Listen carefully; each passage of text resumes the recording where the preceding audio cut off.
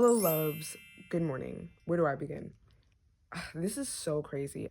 Yesterday, I was listening to old voice memos that I have in my phone because I have so many from 2020 and this is going to sound so crazy. I was listening to one of my voice memos yesterday and I was talking about jealousy. One of my good friends at the time, who is a pole dancer, it's like my first pole dance friend. I had gotten jealous when I had seen her dancing with someone else. And in this voice memo, I was talking about how I was jealous of air.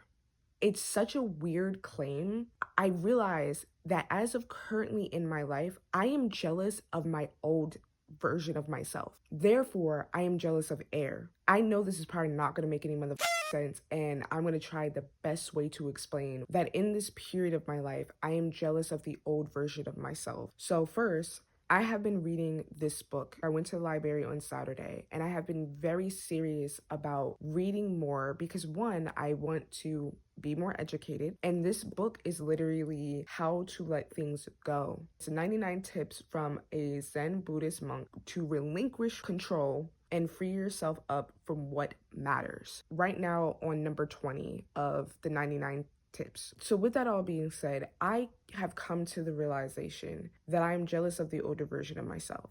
And I was sitting here talking to myself to figure out why. What was it about my old version of myself that she was living her best life, right?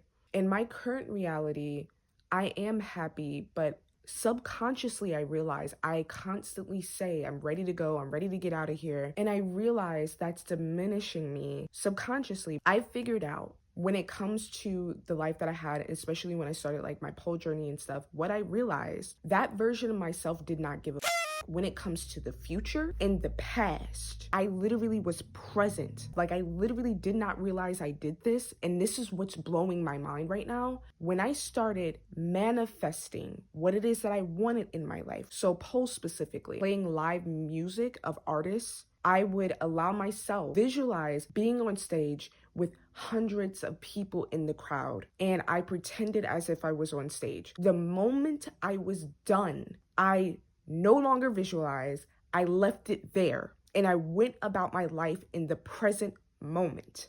I totally forgot about that. But I didn't realize how I did that. So what I'm trying to say, even though I subconsciously, consciously didn't realize what I was doing, I allowed my fucking self put time aside. When I got on that pole and I visualized being on stage, then once I was done, I was done.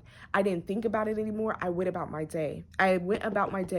Actively working towards whatever goals I had. But I didn't think about the future anymore. I allowed myself to be present. In this moment, I have been struggling with trying to manifest, visualize, all that, right? As I was reading this book this morning, there was a page that was about like social media. It's just like, okay, I have my business and I just have not been feeling it, bro. I've not been feeling certain things, but the last chapter, so it says, leaving past glories in the past.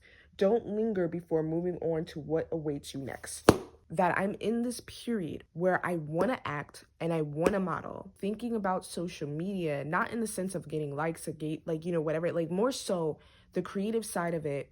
And I realized the videos that have done really well and I actually enjoyed are the ones that I put a lot of effort, effort into, but it's good quality. And I had fun making those videos because right now I'm promoting one of my workshops, November 29th, where it is a conditioning and flexibility workshop. But I'm just like, damn, I don't know how to promote it. But that's my issue. My issue is I'm not allowing myself the freedom, because that was the other thing about this version of myself. I was so free. I did not care. And at the time I was posting like 3 to 5 times a day and stuff like that. Even with that, I posted and I left. And I have an addiction working on I have not been on my phone. Like I'm recording, but I haven't been on my phone. Read my book first thing in the morning and just spending time with myself, because another one of the chapters was like being in solitude, and it was talking about like Japanese cultures in the Edo periods and stuff. I confused stagnation and solitude. I confused them for a while. They are not the same things. I think within myself, I have been subconsciously, the fact that I'm just like, I'm ready to go, I'm repeating the same things over, and that's why I'm not getting anywhere.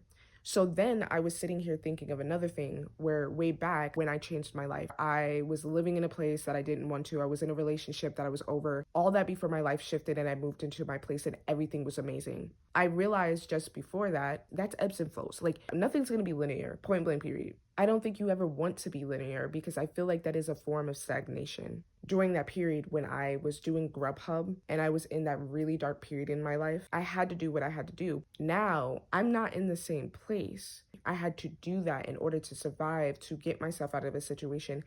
Here, that's not it. I'm not in survival mode. Thankfully, I can make the choices if I do want to start doing Grubhub or Postmates or whatever to make a little bit of extra cash. I can do that if I so do choose. I am looking for a job because I want to. I hope that does make sense. When it comes to visualization, specifically going back to realizing what I did in the past with pole, I think my issue is I've connected it so much with pole that I didn't know how to do it any other way. When I'm in the present moment and I'm either working out or even recording, to visualize in that moment what that's going to be. How I did it with pole, I have to do it in all the other ways that I want to visualize my life and do it in that moment and don't think about it. Leave it here.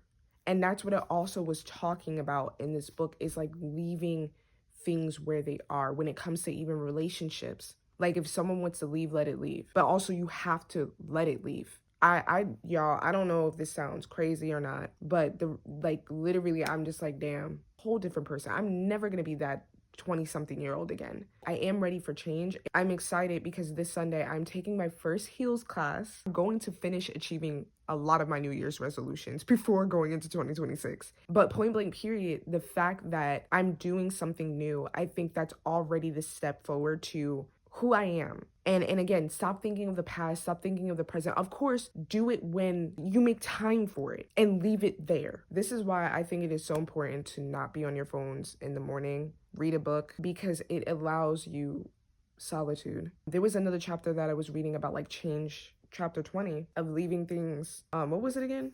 I'm ready to do what has been in my heart for a long time. And as much as I love pole and all this other stuff, I know it's different. Like I'm not just teaching pole anymore, I'm doing something else. I'm ready to really, really be a lot more intentional and also clear with myself, like, okay, making time and putting time aside to visualize, but being present in this moment because I'm never gonna get the time back. Hopefully this is helpful to you goddesses. I'll check y'all in the next video.